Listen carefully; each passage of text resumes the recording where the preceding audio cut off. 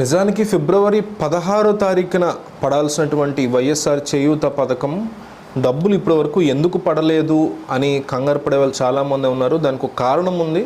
And next ఎప్పుడు పడతాయి అనే దాని మీద కూడా నేను మీకు క్లియర్గా ఈ వీడియోలో ఎక్స్ప్లెయిన్ చేస్తాను. కాబట్టి ఏంటంటే ఎంతోమంది ఎదురు చూస్తూ ఉంటారు, దీని మీద అప్లై చేసుకొని వాళ్ళు ఉంటారు, చేసుకున్న డబ్బులు ఎందుకు పడలేదు అనే వాళ్ళు ఉంటారు. ఎలిజిబిలిటీ గురించి కూడా నేను ఇందులో మెన్షన్ చేస్తాను. సో ఈ వీడియోని చాలా బాధ్యతగా మీ వాట్సాప్ స్టేటస్లో పెట్టండి. మీకు తెలియని వాళ్ళు, అంటే ఇందులో ఉన్నారు బలానా వాళ్ళని మీకు తెలియని వాళ్ళు ఎంతోమంది చూస్తారు. కాబట్టి వాట్సాప్ స్టేటస్లో పెట్టడం వల్ల ఏంటంటే వాళ్ళందరూ కూడా వీడియో చూసి వాళ్ళకి మీరు హెల్ప్ చేసిన వాళ్ళు అవుతారు.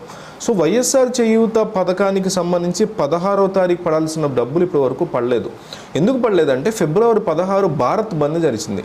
సో భారత్ బంద్ కారణంగా అనేక విషయాలు ఏపీలో ఈ దేశంతో పాటు ఆంధ్రప్రదేశ్లో కూడా అనేక విషయాలు స్తంభించిపోయినటువంటి పరిస్థితుల్లో ఇప్పుడు 17వ తారీఖు అయినా ఎందుకు పడట్లేదు అంటే 21వ తారీఖుకి షిఫ్ట్ చేశారు. సో 21వ తారీఖు జగన్మోహన్ రెడ్డి బహిరంగంగా ఒక సభలో ఆ యొక్క బటన్ నొక్కే కార్యక్రమాన్ని ఆయన స్టార్ట్ చేసినప్పుడు వెంటనే అదే రోజు డబ్బులు పడిపోయేటువంటి పరిస్థితి ఉంది.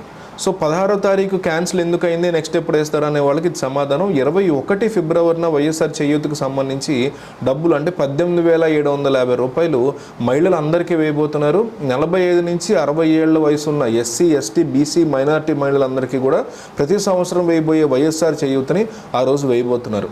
సో 4వ విడత గత ఏడాది విడుదల కావాల్సి ఉంది, కానీ కొన్ని కారణాల వల్ల ఆలస్యమైంది. మొదట ఫిబ్రవరి 5న వైఎస్ఆర్ చేయూత నిధులు విడుదల చేయాలని ప్రభుత్వం భావించింది, కానీ అది వాయిదా పడింది.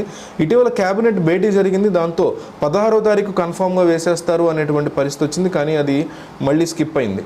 గత 3 ఏళ్లుగా ప్రభుత్వం 666 కోట్ల రూపాయలని కేవలం ఈ పథకం కోసం ఖర్చు పెట్టి అందజేసింది. ఇందులో గ్రామీణ ప్రాంతాల్లో నివసించే మహిళలకి 478 కోట్లు, పట్టణ ప్రాంతాల్లో నివసించేటువంటి మహిళలకి 188 కోట్లు ప్రయోజనం పొందారు. 2023-24 ఆర్థిక సంవత్సరానికి గాను 1,50,000 మంది మహిళలకి 250 కోట్లు ఆర్థిక సాయం అందించినట్టు ప్రభుత్వం చెప్తోంది.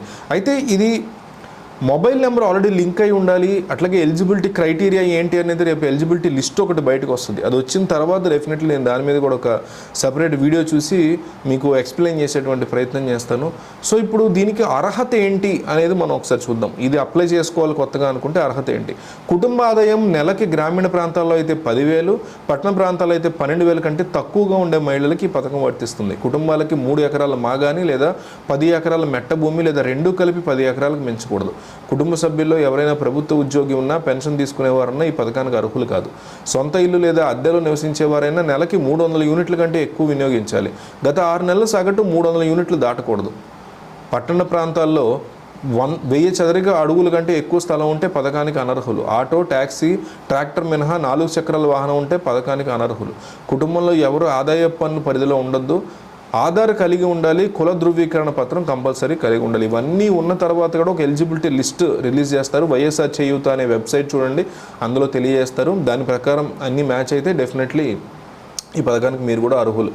సో ఈ పథకం గురించి తెలియని వాళ్ళు ఎంతోమంది ఉంటారు, వేలల్లో ఉంటారు. కాబట్టి మీ వాట్సాప్ స్టేటస్లో పెట్టుకుంటే వాళ్ళు చూసి అర్థం చేసుకుని ఈ వీడియోని వాళ్ళు కూడా అప్లై చేసుకుంటారు. మీరు ప్రభుత్వం ఇచ్చే పథకాన్ని కరెక్ట్ వ్యక్తులకు అందాలి అని మీరు అనుకున్నట్లయితే వాట్సాప్ స్టేటస్లో ఈ వీడియోని స్టేటస్గా